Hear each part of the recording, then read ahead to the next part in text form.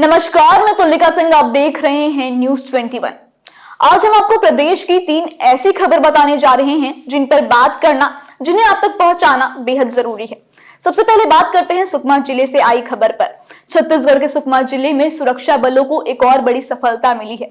जी हां, भिज्जी थाना क्षेत्र के जंगलों में हुई मुठभेड़ में सुरक्षा बलों ने 10 नक्सलियों को ढेर कर दिया है। मुख्यमंत्री विष्णुदेव साय ने इस सफलता पर खुशी व्यक्त की है और इसे नक्सलवाद के खिलाफ सरकार की जीरो टॉलरेंस नीति की एक बड़ी जीत बताया है।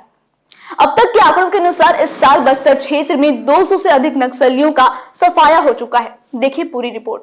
सुकमा जिले के भिज्जी थाना क्षेत्र में सुरक्षा बलों को नक्सलियों के खिलाफ एक बड़ी सफलता मिली है। यहाँ सुरक्षा बलों और नक्सलियों के बीच मुठभेड़ हुई, जिसमें 10 से अधिक नक्सलियों को मार गिराया गया। मुठभेड़ स्थल से बरामद किए गए स्वचालित हथियारों और गोला बारूद से ये अनुमान लगाया जा रहा है कि इस ऑपरेशन में नक्सलियों के बड़े नेता भी मारे गए हो सकते हैं। इस ऑपरेशन को डीआरजी, सीआरपीएफ और एसटीएफ की संयुक्त टीम ने अंजाम दिया है। ये मुठभेड़ भंडार पदर की पहाड़ियों में हुई, जो कोटा मुख्यालय से 25 किलोमीटर और भिज्जी थाना से 5 किलोमीटर दूर है। सुरक्षा बलों को नक्सलियों की बैठक की जानकारी मिली थी, जिसके बाद इस ऑपरेशन को अंजाम दिया गया। मुख्यमंत्री विष्णुदेव साय ने इस बड़ी सफलता पर प्रसन्नता व्यक्त की और इसे बस्तर क्षेत्र में शांति और विकास की दिशा में एक महत्वपूर्ण कदम बताया। उन्होंने कहा कि उनकी सरकार नक्सलवाद के खिलाफ जीरो टॉलरेंस नीति पर काम कर रही है और बस्तर में शांति का माहौल बनाने में सरकार लगातार प्रयासरत है। इस मुठभेड़ के बाद छत्तीसगढ़ में इस साल अब तक 200 से अधिक नक्सली मारे जा चुके हैं।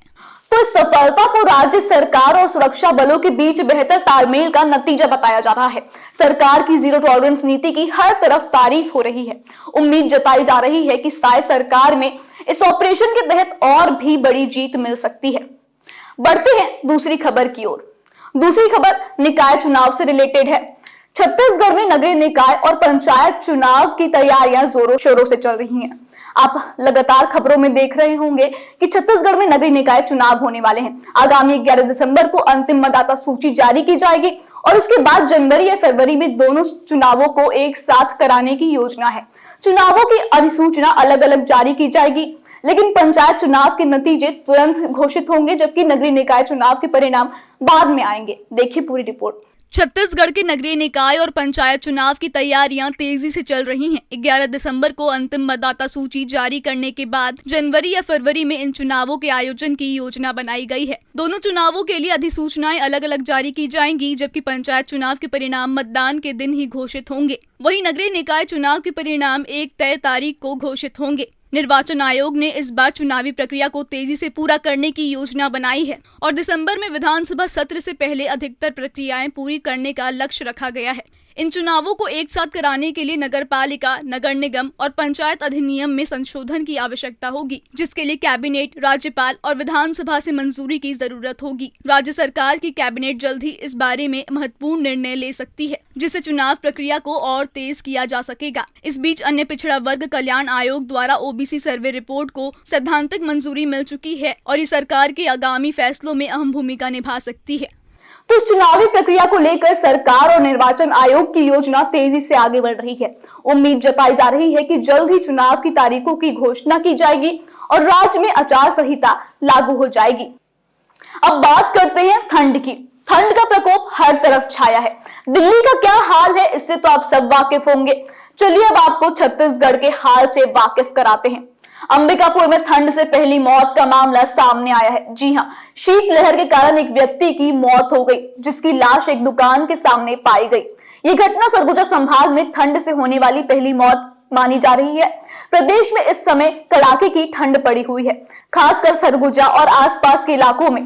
देखिए पूरी रिपोर्ट। छत्तीसगढ़ के अंबिकापुर में बीती रात ठंड के कारण एक शख्स की मौत हो गई। आशंका जताई जा रही है कि व्यक्ति नशे की हालत में दुकान के सामने सो गया था, जिसके कारण शीतलहर में उसकी मौत हो गई। ये घटना सरगुजा संभाग में ठंड से होने वाली पहली मौत के मामले के रूप में सामने आई है।